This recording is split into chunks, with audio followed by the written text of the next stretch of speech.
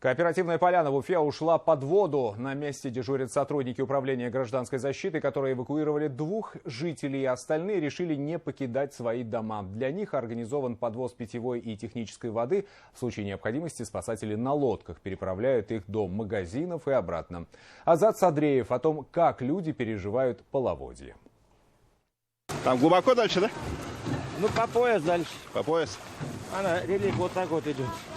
Попасть домой некоторые жители кооперативной поляны теперь могут только на лодке. Если своей нет, то можно попросить подбросить до участка сотрудников противопаводкового штаба. В день они делают несколько десятков рейсов. Сейчас мы идем по улице Малой Заречной. Вот как видите, кто-то проплывает, да? Да, кто-то проплывает. Это вот наши сотрудники противопаводкового штаба номер 1 на базе МУП «Сурсис». Ежедневно здесь производят сейчас перевозку населения. Если же кому-то необходимо там подвоз питьевой, технической воды осуществляют. Ну или же кому-то нужно там по еде что-нибудь, нужно там хлеб, молочка купить, да, то есть ребята идут в магазин, то есть приобретают и довозят уже до крыльца. Люди еще здесь живут, да, они решили не покидать свои дома. Я вам больше скажу, здесь только 2 человека у нас в пункт временного размещения уехали, и 42 человека, в том числе 5 детей, продолжают здесь жить. Кооперативную поляну затопило 2 дня назад. Жителей заранее предупредили о половодье, так что неожиданностью большая вода не стала, но неудобства определенно принесла. По воде мы уже идем порядка 200 метров, и с каждым шагом здесь становится все глубже. Владельцам вот этих автомобилей, можно сказать, повезло. Их участок находится на возвышенности. Тем не менее, в ближайшее время выехать со двора они явно не смогут.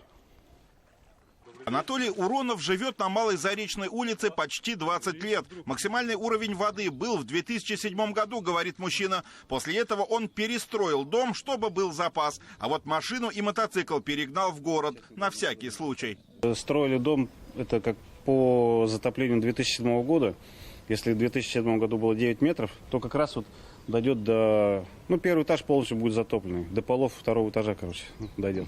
А жилой, получается, 2-й этаж у вас? Да, жилой 2-й этаж. На 1-м этаже только техника стоит, там технический этаж. Кооперативную поляну затопила не белая, а река Дема. Она вышла из берегов почти на километр. Сотрудники управления гражданской защиты продолжают подомовой обход и в случае необходимости готовы оказать людям любую помощь. И нуждающихся в ней немало. У нас на контроле остаются потопленные территории в Кировском, Демском, Калининском и Ленинском районах. 8 потопленных дорог в этих районах и также локально придомовые территории и участки садовых товариществ.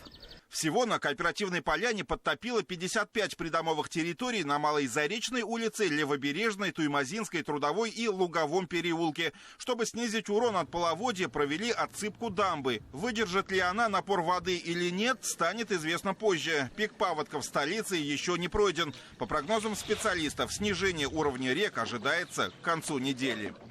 Азат Садреев, Азамат Мухаммедшин, Флорид Низамеддинов. Новости Уфа.